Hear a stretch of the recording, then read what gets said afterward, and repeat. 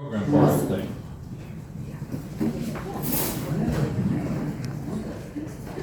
It's my pleasure today to introduce Rick Meritt with Outback Wildlife Feeders.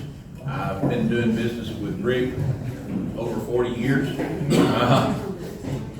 He didn't start out in this business. He started out the hard way, digging post holes and putting up metal buildings and so forth. And he's always had a passion for hunting, and he let that passion lead into what that he's currently doing. And if any of you have ever traveled out on 2685 going towards Blakewater, you wonder what all of this is that's out there. Rick's going to tell you about that today. Rick Meritt.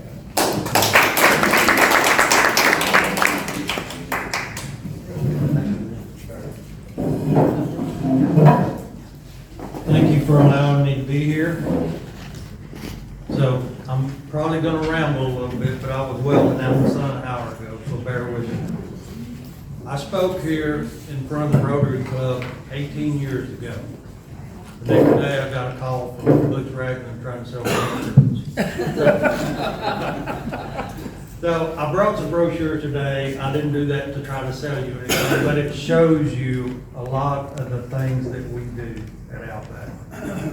And we do a lot of work in a small shop. As David said, we're located 3 miles south of the golf course on 2685. We have like a 20,000 square foot facility. We employ 20 to 25 employees.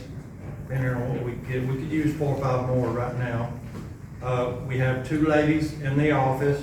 We have 2 full-time delivery guys and a couple of part-time delivery guys when we need them. I still deliver once in a while, but not very much. My background, as David said, is in steel construction. I've built stuff all over this country. I have a high school education, so all of my engineering is redneck engineering. So at Outback, we do our own thing. We don't copy anybody. We build all of our own designs. We build the highest quality feeders on the market today. Our motto is built right the first time to last a lifetime, and we guarantee that they will. We've all accepted the fact that we live in a disposable world. Anything you have, if it wears out or it breaks, you throw it away and go buy a new one. We don't believe that at Outback. So everything we build is repairable to last a lifetime. We let our customers trade feeders back in, our own feeders. I won't take anybody else's. They trade them in just like trading a car for a newer model, a bigger one, a different one. And I give you a more fair trade than a car dealer does. We get some feeders back that might be 20 years old, and I will give the customer 75% of his purchase price in a trade for a new one. Wow. So, and then we refurbish the old feeders, make them just like a new one again, and sell them as a pre-owned item, usually $400 to $500 off the price of a new one, but they still have a new warranty on them. So we usually have a waiting list for people that want those feeders. At Outback, we believe in trying to do things the right way. As I said, we built all our own designs. We didn't step on anybody's toes. I did all the patent searches. I've spent millions of dollars with patent attorneys. It's a big game, and Obama made it worse. So I have 26 patents on different feeders, a concrete bucket, directional feeders, on things that I've designed. Outback Wildlife Feeders is a registered trademark, just like Coca-Cola. I buy local when I can. I believe in doing business with people that do business with me. As David said, I bought from him for 40 years. And I still do a lot of business with local dealers here. We buy a lot of steel, and I buy most of it here local. A few things that we can't find local, and I will buy it somewhere else. When you buy an Outback product, you're buying the highest quality product available in our industry. But along with that, you get our outstanding service and our warranty. And our warranty is unmatched. I go do most of the warranty trips myself, and I don't go very often. And usually when I do, it's something the customer did. And a couple of years ago, I drove a 1,000-mile round trip in a day to clean out a rat nest. He felt pretty silly when I showed him that. So Outback, like David said, was really an unplanned accident. I never intended to sell a feeder. I just wanted to build myself better than what was on the market available. And then it just exploded. People would say, where did you get that? And would you build me one? So it has been a learning experience. I had to learn about advertising, and I had to learn about DOT laws and regulations, and they're still teaching me lessons about that. Because they dig up new laws that they forgot they had, and they try to make an example out of us. They're giving us a fit right now on registering feeder trailers that we build. While other companies, they don't do anything. They don't provide any paperwork, and they just skate along free. And another challenge is dealing with the public on a daily basis. I'm sure a lot of you can relate to that. You know, when somebody asks me what I do, and I tell them I build deer feeders, well, they're gonna think, you know, how many little tin can feeders can you build? We never stop building feeders at Outback.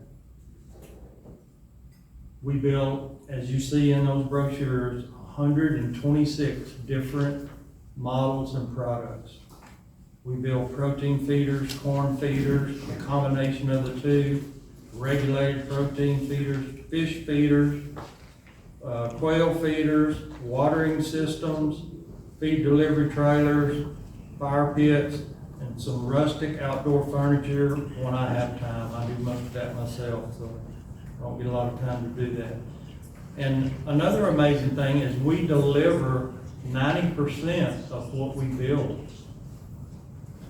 And we deliver coast to coast, Mexico to Canada. We send a few overseas. We're about to send a sea container load to Hawaii right now.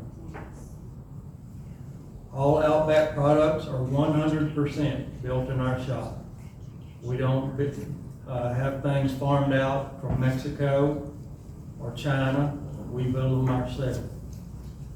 And a lot of the machinery that we use to build those feeders, the plate rollers, the cone rollers, we built them ourselves too. I don't buy anything that I can build myself because I can build it better. Therefore, we can replace if we built it to start with. Our feed delivery trailers, we build them ourselves.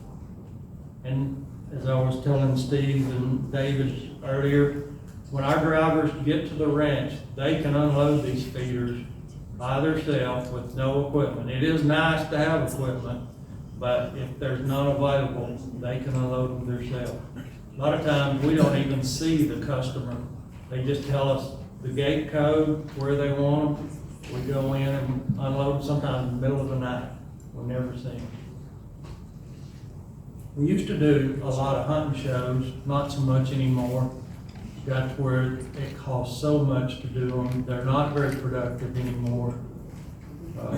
So we just elected not to do them. They helped us get to where we are, but we just don't need them anymore.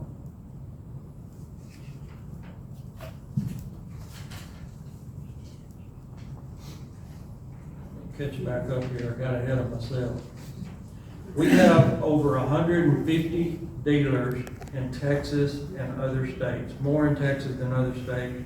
Florida is a big state for us, Canada is a big state, Oklahoma. We deliver all up the East Coast. We've been all up in New York, Pennsylvania, Rhode Island, Maryland, all up through there, all up the East Coast, not in California. We sold a lot to people from California, but we didn't deliver them to California. So 2014 has been our biggest year for actual numbers of feeders sold. We sold nearly 3,000 feeders in 1 year, and we delivered most of those, which was an amazing feat. You know, 2022 has been our highest gross sales year to date. We sold in excess of $5 million worth of feeders in a single year. Now, that doesn't sound like a lot, maybe to some of you that might broker something else, but we actually built those products, which takes a lot more time. At Outback, we appreciate our customers, no matter if they purchase one feeder or several truckloads. I don't know of a single person that's ever bought a feeder from us that would not buy another one if they needed it. We're extremely confident in our product, our service, and our warranty. Whatever questions anyone has or complaints, we address it in a timely manner. I can't stand it when people don't call me back. So I try to do a better job. And I think that we have proven that quality and service will sell. I'm very proud of what our team has accomplished.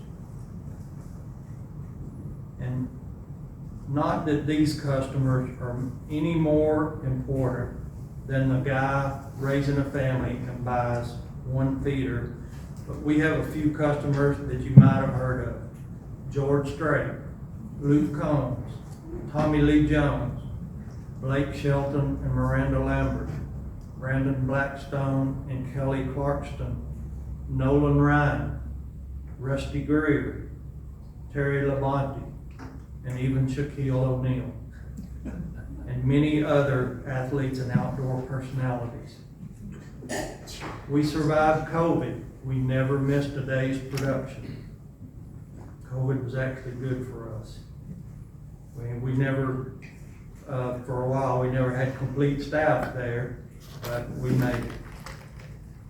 Material became hard to find. Steel prices went up 350%, although we only raised our prices 15%. So I couldn't gouge the customer. So we just survived for a couple of years, just breaking even. So another challenge during COVID was on May 31st, 2021. That was Memorial Day. Our facility, still get upset about it. Our facility completely burned. It was destroyed. But we were out of production for 7 weeks. We were already behind in production when the fire happened, and customers still called and wanted to order. And we would tell them, we don't know when we can get any products to you, but they were willing to wait. And they just say, put us on the list and get it to us when you can. So that put us even farther behind. So since my background is in steel construction, as soon as the insurance company released the site, we had it torn down within just 3 or 4 days and started back up with it less than 10 days after it happened. So 7 weeks, no production, back to full production. And that was a challenge because there were so many things that weren't available.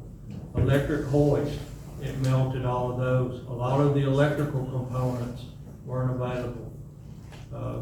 The overhead doors, we didn't get doors till 3 months later, but we could operate without that. So it was a challenge. I don't wish that on anybody, but we survived. And, you know, besides being hard to find, the insurance, which was very good, it was Progressive Insurance. They paid 100% of policy value. They paid it quick, but it was based on pre-COVID prices. And then trying to find enough products to rebuild it and to pay for it was a challenge, but we did it without borrowing a dime. We never stopped building feeders at Outback, even when we catch up on orders. And most of our stuff is built to order. We haven't caught up and built any inventory since August of 2016. We caught up on orders for a couple of weeks and built just a little bit of inventory. So, but back in the early days, when things weren't as good, we might have 500 feeders sitting out there. But I knew they would sell, so we just kept building.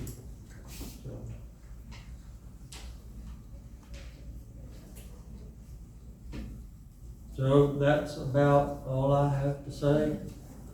Anybody that wants to come take a tour is welcome to do so.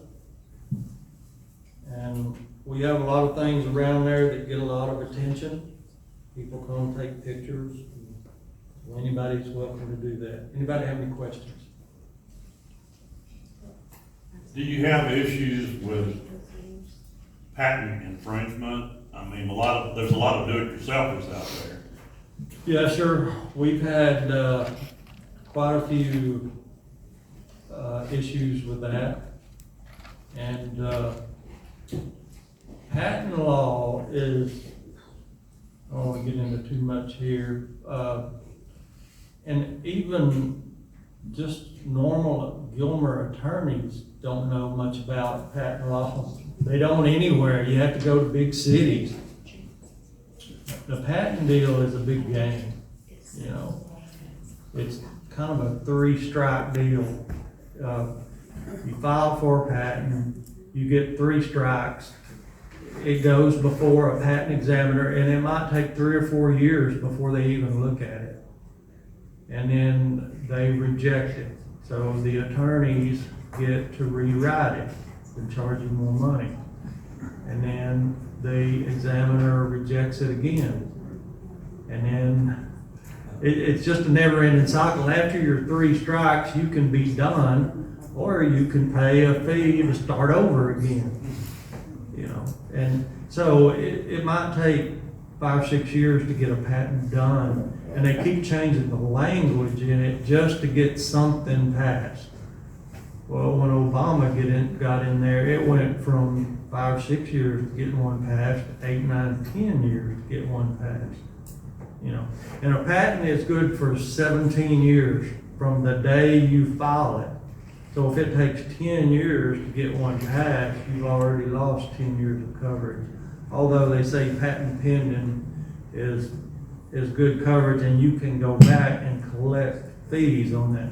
But to answer your question, we had to file patent infringement lawsuits on several companies, and I did get them shut down, or they agreed to pay us a royalty, which doesn't amount to much.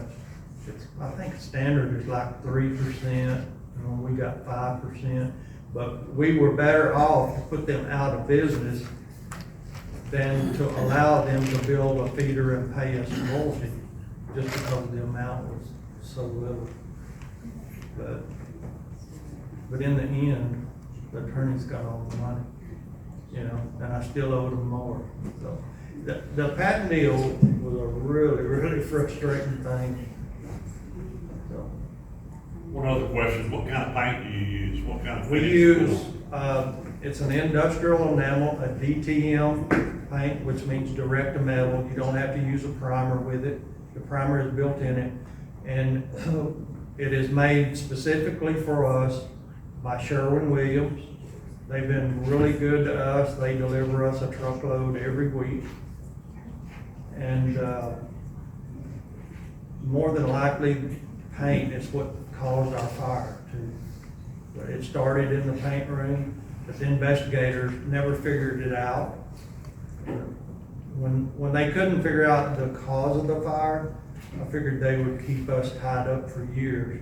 But 1 week after the investigator was there, I got a call from the attorney for Progressive, and they released the site. So, anybody else? Yes, sir. We got two questions. Yes, sir. First, where's the bag of this magic mule here? I am a mule deer fanatic. I chase them everywhere that they grow big mule deers. You need to come see my trophy room sometime. There are a lot of really big deer there, but I don't know which one you're referring to. That was third base. Third page. The one on the cover is out of Old Mexico. I love Old Mexico. It's the next deer. Oh, it's Old Mexico also, different year. And the second question is, do you need a husband?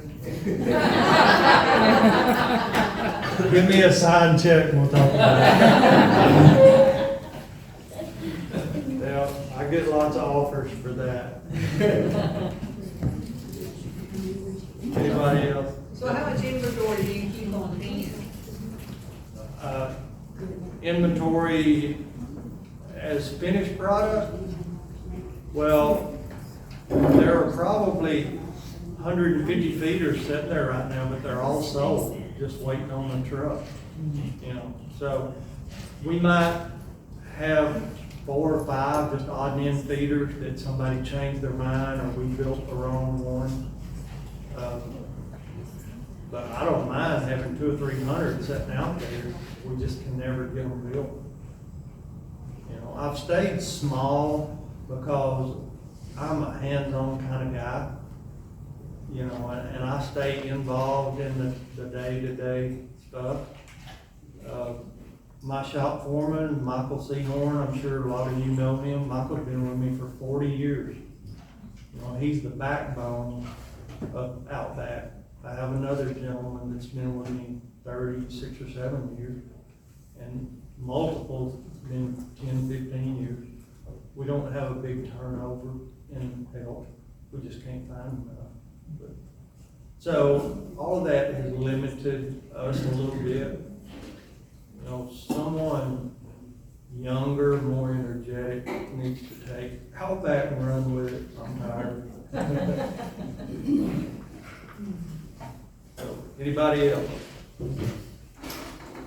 Thank you for having me.